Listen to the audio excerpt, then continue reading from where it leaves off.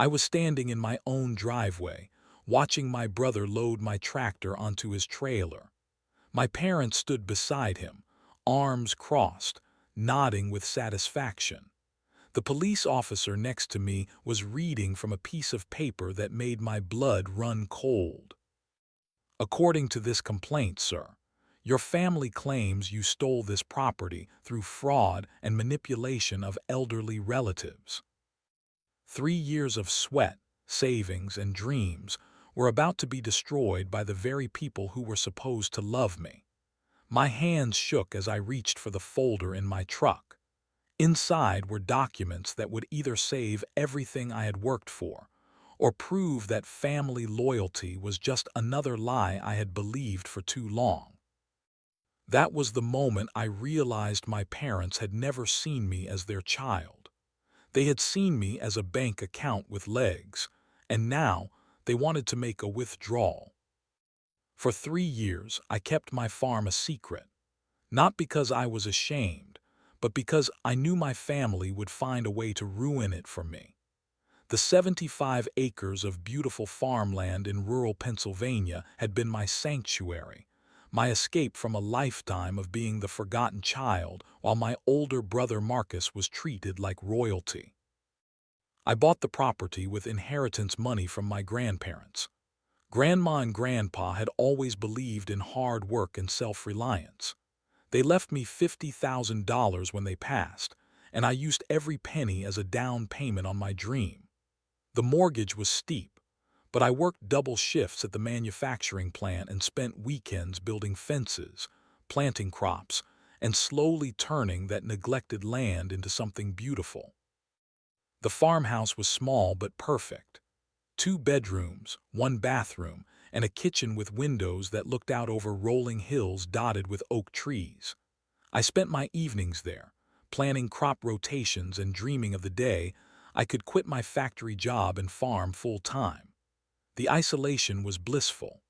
No family drama, no phone calls asking for money, no lectures about responsibility from people who had never been responsible for anything in their lives.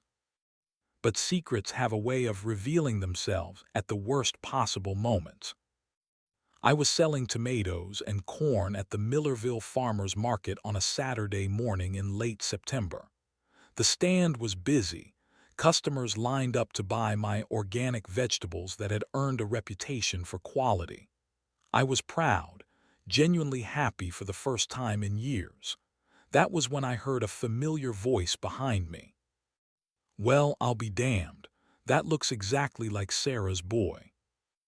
Mrs. Henderson from my parents' church was staring at me with surprise and curiosity. Before I could think of an excuse or explanation, she was walking away with her phone pressed to her ear. I knew exactly who she was calling. The drive home that evening felt like a funeral procession. My phone buzzed with missed calls and text messages, but I ignored them all. I needed time to think, time to prepare for the storm that was coming. The storm arrived at 7:30 on Sunday morning. My parents' car pulled into my farmhouse driveway like they owned the place. Mom got out first, her face tight with barely controlled anger. Dad followed, looking around the property with calculating eyes that made my stomach turn. They walked to my front door without knocking and pushed their way inside when I answered. "What the hell is this place?" Dad demanded, gesturing around my small living room like it was evidence of a crime. "It's my home," I said quietly. "Your home?" Mom's voice cracked with indignation. "How can you afford a home? You work in a factory. Where did you get the money for this?" I explained about the inheritance, about saving for 3 years, about working overtime to afford the mortgage payments. But their faces grew darker with every word. This was not the conversation I had hoped for. This was an interrogation. "So you've been hiding this from us," Dad said. It was not a question. "You bought a farm and never told your own parents," Mom added, shaking her head like I had committed murder. Then came the question that changed everything. What's this place worth now? I hesitated. The area had seen significant development in the past 2 years. My 75 acres, originally purchased for $200,000, was now valued at over $400,000 according to recent appraisals. Property values had doubled due to new housing developments and commercial projects nearby. When I told them, their entire demeanor shifted. The anger was replaced by something worse: greed. $400,000, Mom repeated slowly. That's a lot of money for one person. Family money, Dad corrected. Money that came from your grandparents, who would have wanted it shared with the whole family. And then they brought up Marcus, my 35-year-old brother who lived in their basement, who had never held a job for more than 6 months, who had burned through 3 failed business ventures funded by our parents' retirement savings, who had never contributed a dollar to anything except his own entertainment. Marcus needs this more than you do, Mom said with the tone of absolute certainty. He's got business ideas, real plans for making money. You just want to play farmer. That was the moment I understood that my parents had never seen me as anything more than a resource to be managed. I was not their child. I was an investment that had finally paid off, and now it was time to cash out for the benefit of their real child. The phone calls started the next morning at 6 a.m. and continued every hour until midnight. Mom would call first, crying about family unity and shared responsibility. Then Dad would call, angry and demanding explanations for my selfishness. Then Marcus would call, spinning elaborate fantasies about organic farming ventures and agricultural tourism that would make us all rich. I've been researching hydroponic systems, Marcus told me during one particularly painful conversation. I could triple the crop yield in the first year. We could hire workers, expand the operation, maybe even get government grants for sustainable farming. The irony was suffocating. Marcus had never grown so much as a houseplant, but suddenly he was an expert in agricultural science. Every plan he described involved spending money we did not have and taking risks that would destroy everything I had built. The surprise visits began the following week. I would come home from work to find my parents' car in the driveway, Mom and Dad sitting on my porch like they were conducting an intervention. They would follow me inside and spend hours explaining why giving the farm to Marcus was not just reasonable, but morally required. After everything we did for you, Mom would say, tears streaming down her face. We fed you, clothed you, put a roof over your head for 18 years. Is this how you repay us? Your grandparents would be ashamed, Dad would add. They believed in family helping family. They would want you to do the right thing. The emotional manipulation was relentless and sophisticated. They had spent decades perfecting these techniques on me, and they knew exactly which buttons to push. Guilt about my grandparents, shame about being selfish, fear of being cut off from the only family I had ever known. But the threats were what really revealed their true nature. If you do not transfer this property to Marcus, you are no longer our son, Dad told me during one particularly ugly confrontation. No more family dinners, no more holidays, no more contact. We will tell everyone what kind of person you really are. They began enlisting extended family members in their campaign. Aunts and uncles started calling with carefully prepared speeches about family obligation and shared prosperity. Cousins sent Facebook messages questioning why I thought I deserved more than everyone else. The family group chat became a daily assault of guilt and manipulation designed to wear down my resistance. Most of the family members who contacted me admitted they did not really understand the situation, but they had been told I was being unreasonable and needed to be convinced to do the right thing. A few relatives stayed neutral, refusing to take sides in what they saw as a private family matter. But not one single person defended my right to keep property I had legitimately purchased with my own inheritance money. The isolation was devastating. I began having panic attacks at work, unable to concentrate on simple tasks because my mind was consumed with family drama. I stopped sleeping through the night, waking up at 3 a.m. with my heart racing and my phone full of hostile text messages from relatives I barely knew. I questioned everything. Maybe they were right. Maybe I was being selfish. Maybe family obligations were more important than individual dreams. Maybe I should just give Marcus the farm and try to find peace with my parents. But then I started doing research on Marcus's financial situation, and everything became clear. My brother owed $47,000 in credit card debt across 8 different cards. He had taken out personal loans from 3 different banks, all of which were in default. He owed money to friends, coworkers, and distant relatives who had been foolish enough to lend him cash for his various business opportunities. But the worst discovery was the gambling debt. Marcus had been frequenting casinos and underground poker games for over 2 years. He owed money to people who did not accept late payments or payment plans, people who were known to use physical persuasion to collect debts. The farm was not about family unity or business opportunities. The farm was about desperation. Marcus needed $400,000 to save his own life, and my parents were willing to destroy their relationship with one son to save the other. I realized that if I gave Marcus the farm, it would be sold within 6 months to pay his debts. All of my work, all of my dreams, all of the money my grandparents had left me would disappear into the black hole of his addiction and poor choices. That night, I made a decision that would change everything. I was not going to be their victim anymore. I was going to fight back. The law office of Morrison, Klein and Associates occupied the 3rd floor of a glass building in downtown Lancaster.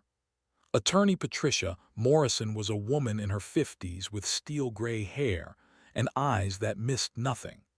She listened to my story without interruption, taking notes on a yellow legal pad and occasionally nodding with understanding. "Your parents have no legal claim to property you purchased with your own inheritance money," she said when I finished. "But that does not mean they cannot make your life difficult." She was right. Within days of my consultation, I discovered that my parents had been conducting their own legal research. They had contacted 3 different attorneys asking about inheritance challenges, undue influence claims, and family property disputes. They were looking for any legal avenue to force me to share or sell the farm. "The good news is that your grandparents' will is ironclad," Attorney Morrison explained. "The inheritance was left to you personally, with no conditions or restrictions. The bad news is that desperate people do desperate things, and your family sounds increasingly desperate." Her advice was practical and sobering. Document everything. Record conversations where legal. Save all threatening messages and emails. Install security systems on the property. Prepare for escalation. I spent the following weekend installing security cameras around the farmhouse and outbuildings. Motion-activated lights went up along the driveway and around the barn. "No trespassing" signs were posted at every entrance to the property. I felt like I was preparing for war against my own family, and the sadness of that reality was almost unbearable. The security measures proved necessary sooner than I expected. My parents showed up unannounced on Tuesday evening, bringing Marcus with them. They walked around the property like they were conducting an inspection, pointing at buildings and discussing renovation plans. When I confronted them, they acted like I was the one trespassing. "We're just looking around our family's property," Dad said with a smirk that made my blood boil. "This is not your property," I replied, holding up one of the new no trespassing signs. "You need to leave immediately." "Or what?" Marcus laughed. "You'll call the cops on your own family." That was exactly what I did. The police response was swift and professional. Officer Janet Rodriguez listened to both sides of the story, examined my property documents, and politely but firmly asked my family to leave the premises. But as they were driving away, Mom rolled down her window and shouted something that chilled me to the bone. "This is not over. We know people in this county. We will get what belongs to our family." The threat became reality 3 days later. I was at work when my cell phone rang. The caller ID showed the sheriff's department. Deputy Mike Chen explained that they had received a complaint about stolen family property and needed to investigate.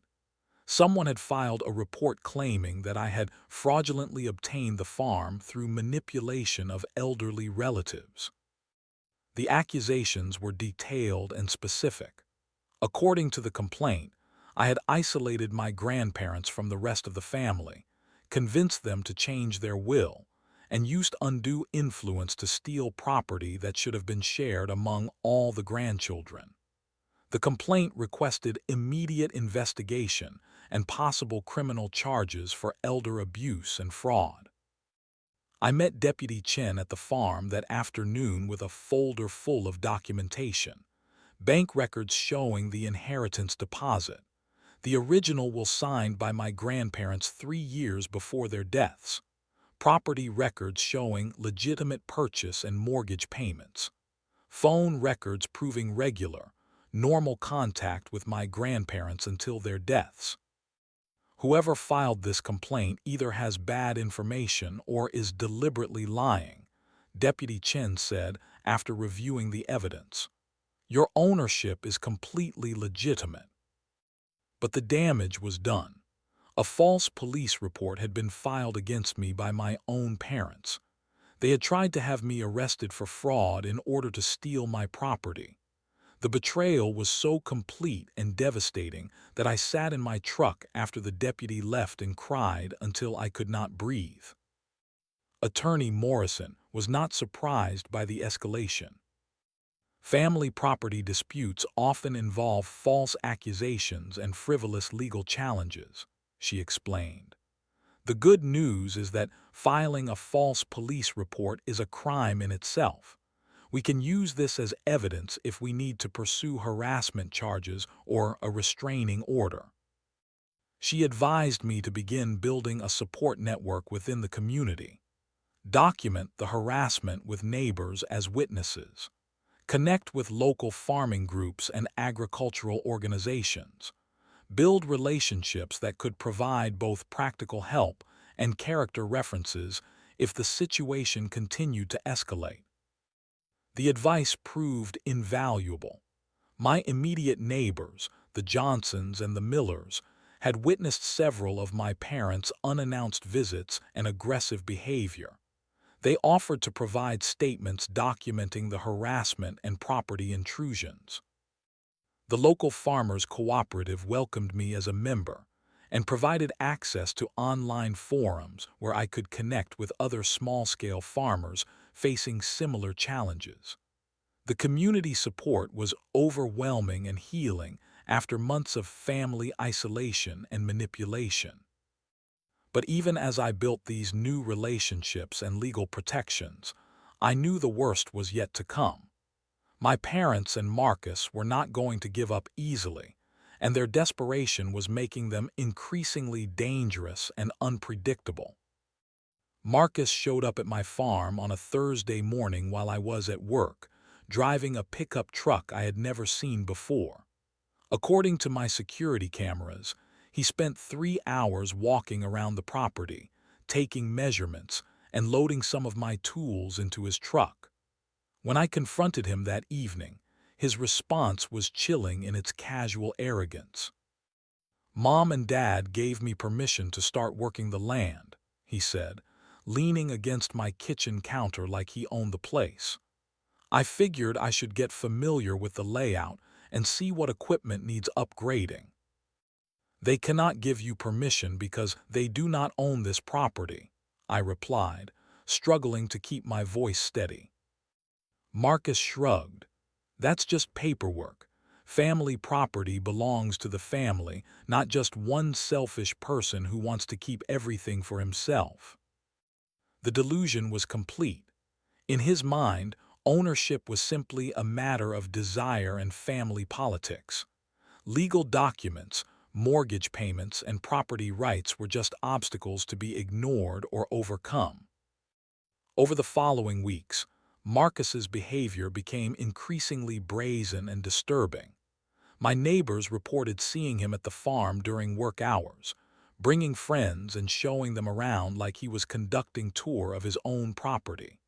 He posted photographs of my farmhouse on social media with captions like, "Checking out my new investment," and "Big plans for this place." The property damage started small but escalated quickly. A section of fence was cut and left hanging. Crops in my vegetable garden were trampled and destroyed.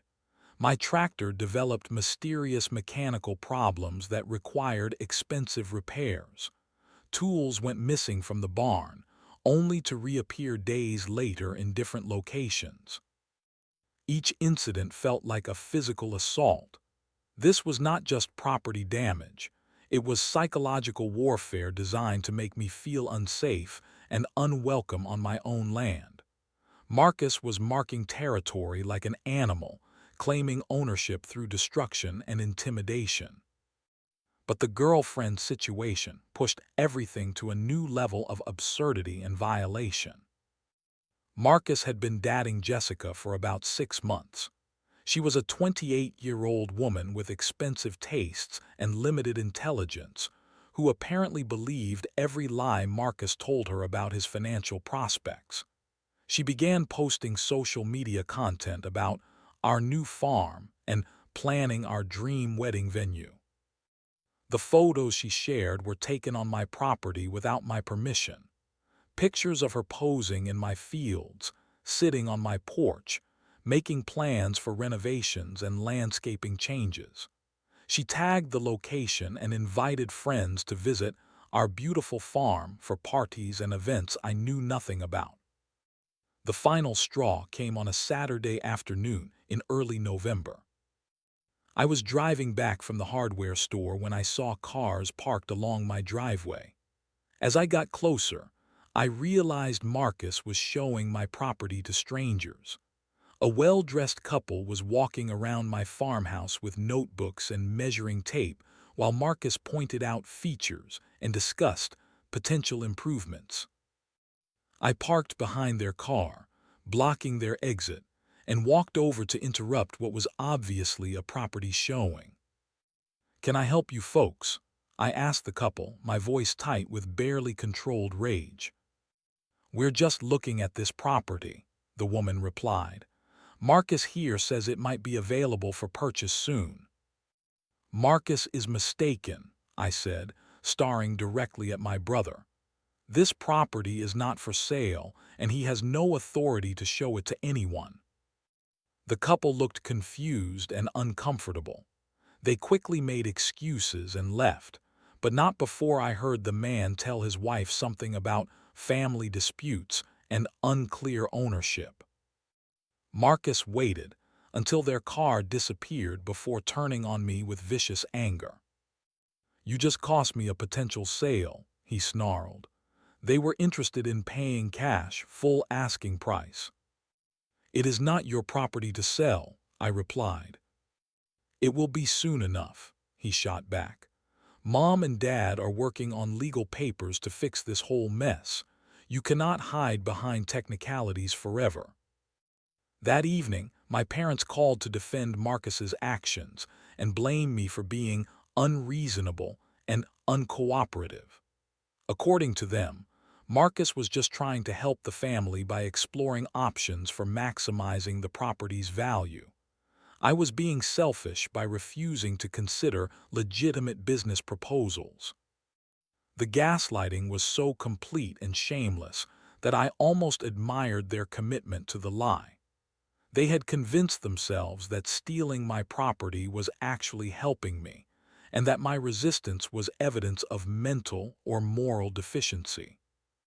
But the community was beginning to see through their manipulation.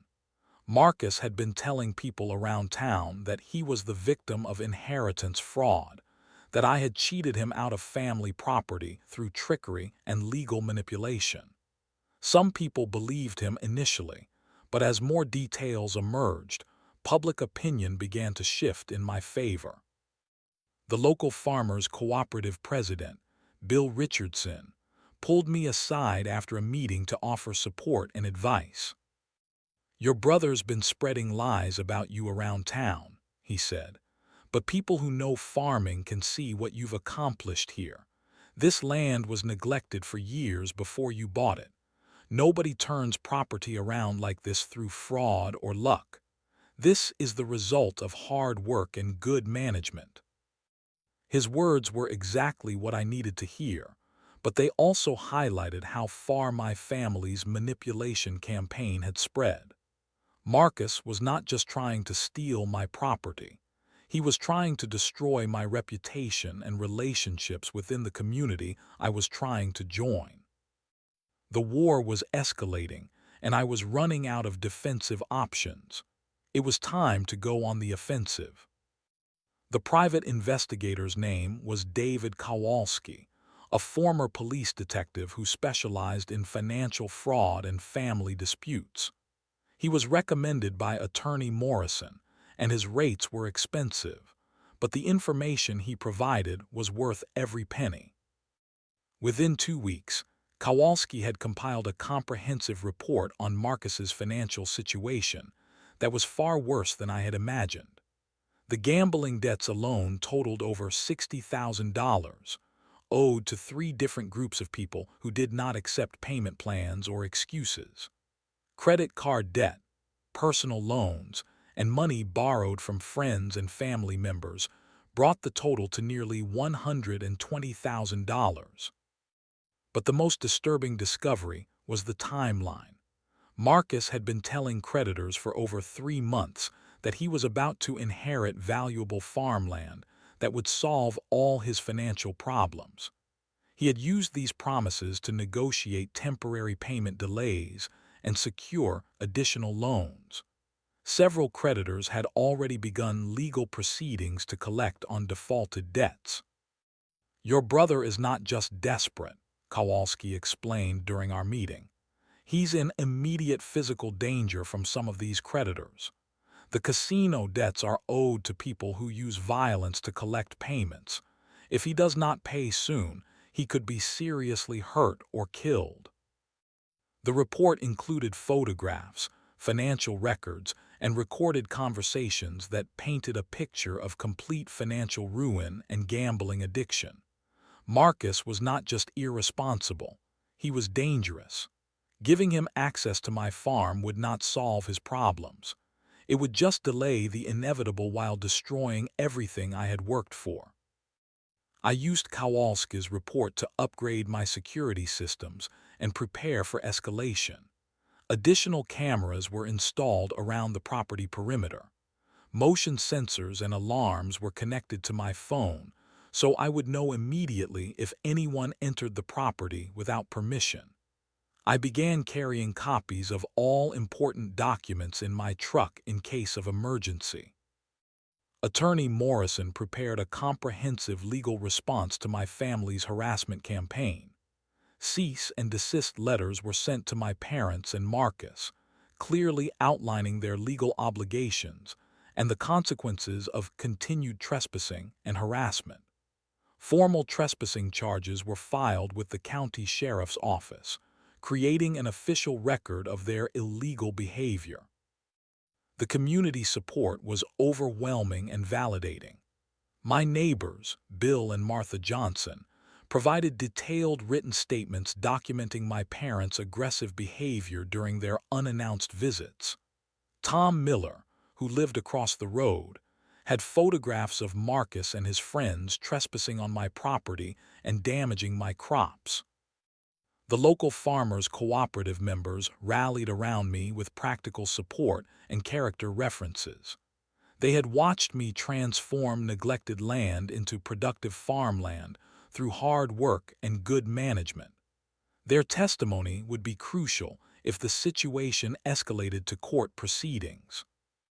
But the most important discovery came through my own investigation into my parents' community manipulation campaign. They had been attending church functions, neighborhood association meetings, and social gatherings to spread lies about my character and the legitimacy of my property ownership. According to several sources, my parents were telling people that I had isolated my grandparents from the family, manipulated them into changing their will, and stolen property that rightfully belonged to all the grandchildren. They claimed to be pursuing legal action to correct this injustice and recover family assets. The lies were detailed and convincing to people who did not know the full story, but they were also provable false, which made them legally actionable defamation. I made a decision that felt both terrifying and empowering. I was going to take this fight public. Local television station WGAL had covered several stories about property rights disputes and family conflicts over inheritance. Reporter Sarah Chen was known for investigative pieces that exposed fraud and manipulation. I contacted her office and requested a meeting to discuss my situation. The interview took place at my farm on a cold December morning. I provided documentation of my legitimate property purchase, evidence of my family's harassment campaign, and Kowalski's report on Marcus's financial desperation. Chen was thorough and professional, asking tough questions about family dynamics and my motivations for going public. "Why not just give your brother the farm and avoid all this conflict?" she asked. "Because it would not solve his problems," I replied. "He would sell this property within 6 months to pay gambling debts. All of my work, all of my grandparents' money would disappear forever. This is not about family fairness. This is about protecting something valuable from being destroyed by addiction and poor choices."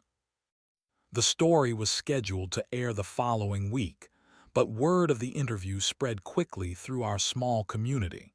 My parents' reaction was swift and predictable. They filed a lawsuit claiming defamation, harassment, and intentional infliction of emotional distress. They demanded damages for harm to their reputation and an injunction preventing me from discussing family matters publicly. The lawsuit was clearly frivolous, designed to intimidate me into silence and submission. But attorney Morrison was not intimidated. She had been preparing for this escalation for months, and our documentation was comprehensive and compelling.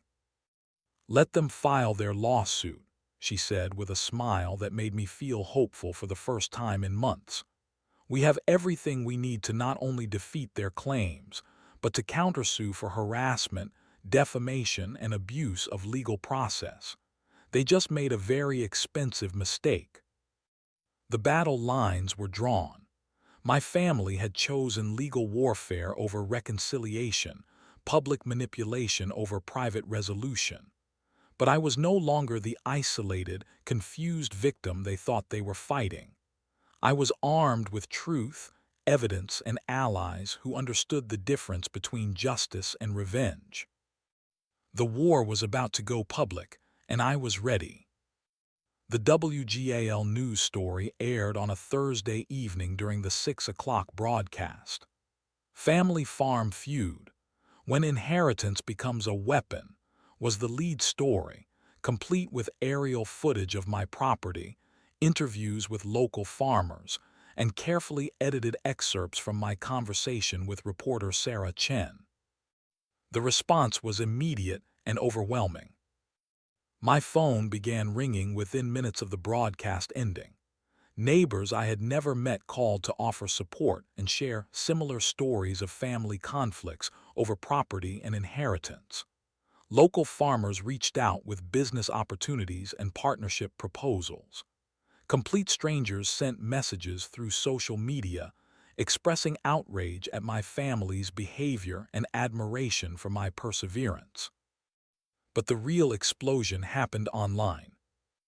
Someone had recorded the news story and posted it to TikTok with the caption, "This is why I don't trust my family with money." Within 24 hours, the video had been viewed over 2 million times. Comments poured in from viewers across the country, sharing their own stories of family betrayal and financial manipulation. The story spread to Reddit, Facebook, Twitter, and YouTube. Farming communities, property rights advocates, and people who had experienced similar family conflicts shared the story with their networks. Local Facebook groups were flooded with discussions about family loyalty versus individual rights. The support was emotionally overwhelming. Thousands of strangers were validating my decision to fight back against family manipulation. People who had never farmed a day in their lives understood that this was about more than land or money. This was about the right to keep what you had legitimately earned, regardless of family pressure or manipulation. But the viral attention also brought scrutiny to my parents and Marcus. Their names were mentioned in the news story, and people in our community began connecting their faces with the behavior described in the report. My parents' employer, a local accounting firm, received calls from clients asking about the integrity of employees who would file false police reports against their own children. Their church received complaints from members who were disturbed by the manipulation and harassment campaign. Mom's Garden Club asked her to take a leave of absence after several members expressed discomfort with her continued presence.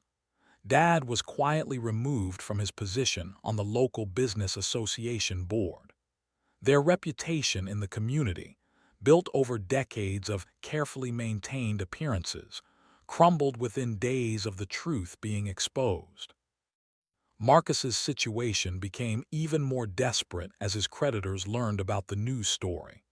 The people he owed money to realized that his promises of imminent property inheritance were lies. Payment demands became threats, and threats became action. I learned about Marcus's escalating danger through Kowalski, who maintained surveillance of my brother's activities as part of our ongoing investigation. Marcus had been beaten up outside a casino in Atlantic City. His car had been vandalized with warnings about payment deadlines.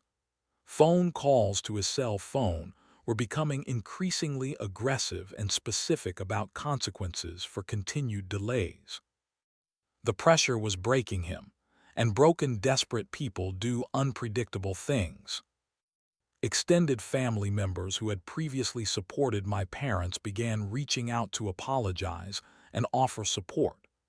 Aunt Linda called to say she had been misled about the situation and wanted to make amends.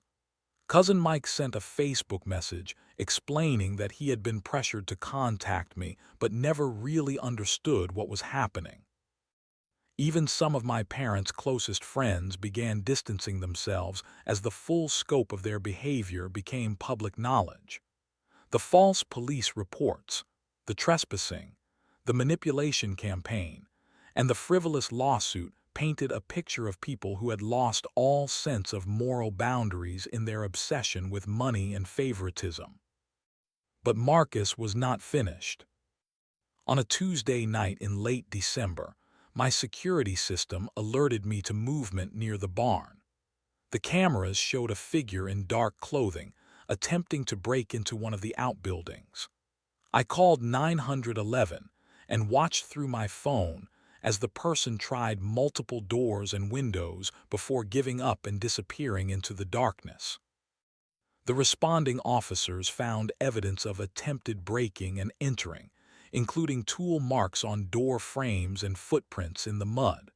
But they also found something else: A piece of paper had been dropped near the barn door. It was a handwritten list of farm equipment with estimated values and potential buyers. Marcus was not just attempting to break in. He was conducting inventory for theft and resale. The attempted burglary triggered criminal charges for breaking and entering, attempted theft, and violation of the restraining order that had been issued after the previous trespassing incidents. Marcus was arrested the following morning at my parents' house. But even arrest did not stop the escalation. While Marcus sat in county jail awaiting bail hearing, my parents filed an emergency lawsuit claiming that I had fabricated evidence and manipulated media coverage to damage their reputations. They demanded immediate injunctive relief, preventing me from discussing the case publicly, and monetary damages for defamation and emotional distress.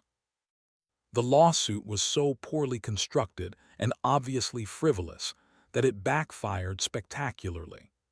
Attorney Morrison requested sanctions against my parents' lawyer for filing bad faith litigation. The local legal community began talking about the case as an example of how not to handle family disputes. But more importantly, the additional legal action generated even more media attention. The story was picked up by regional newspapers and television stations. National property rights organizations began using my case as an example of family manipulation and inheritance abuse. The public exposure accomplished something that months of private negotiation and legal threats could not. It forced my family to face the consequences of their choices in front of the entire community they lived in. The implosion was complete, but the final resolution was still to come. The criminal court proceedings moved quickly once Marcus was arrested. The evidence was overwhelming. Security camera footage, documented trespassing violations, witness statements, and physical evidence from the attempted break-in. His court-appointed attorney advised him to accept a plea agreement rather than risk a jury trial. Marcus pled guilty to criminal trespassing, attempted burglary, and harassment. The judge sentenced him to 2 years probation, 200 hours of community service, and mandatory participation in a gambling addiction treatment program. A permanent restraining order was issued preventing him from coming within 500 feet of my property. My parents' frivolous lawsuit was dismissed with prejudice after attorney Morrison demonstrated that their claims were based on fabricated evidence and malicious lies. The judge ordered them to pay my legal fees and imposed sanctions for abuse of the legal system. They were also sentenced to community service for filing false police reports. But the most important outcome was not legal, it was personal. With the harassment finally stopped and my property rights legally protected, I could focus on what I had always wanted to do: farm. The spring planting season was the most productive and satisfying of my life. Without the constant stress of family conflict and legal battles, I could pour my energy into crop planning, soil improvement, and equipment maintenance. The 75 acres responded to careful attention with record yields of corn, soybeans, and vegetables. The community support that had emerged during the conflict transformed into genuine business opportunities. Local restaurants began buying my organic vegetables. The Farmers Cooperative offered partnership opportunities for equipment sharing and crop marketing. I was accepted into state and federal programs for sustainable agriculture that provided both funding and technical assistance. For the first time in my life, I felt like I belonged somewhere. My parents made several attempts to reconcile through intermediaries and written letters. They claimed to regret their actions and wanted to rebuild our relationship. But their apologies were always conditional, always included excuses, always suggested that I bore some responsibility for the conflict. I established clear boundaries. No contact until they acknowledged the full extent of their behavior without excuses or justifications. No relationship until they demonstrated genuine change through actions, not just words. No trust until they proved they could respect my rights as an independent adult. Marcus completed his treatment program and found employment at a local construction company. He sent one letter through his probation officer expressing regret for his actions and asking for forgiveness. I appreciated the gesture, but forgiveness would require time and evidence of lasting change. The farm continued to thrive. I built relationships with neighbors who became genuine friends. The farming community welcomed me as a respected member who had proven his commitment through hard work and perseverance. Some families are born, others are chosen. I learned that blood relationships are not automatically more valuable than friendships based on mutual respect and shared values. My grandparents' inheritance had given me more than land and money. It had given me the opportunity to discover who I really was when I was finally free to choose my own path. The farm was no longer just property, it was home,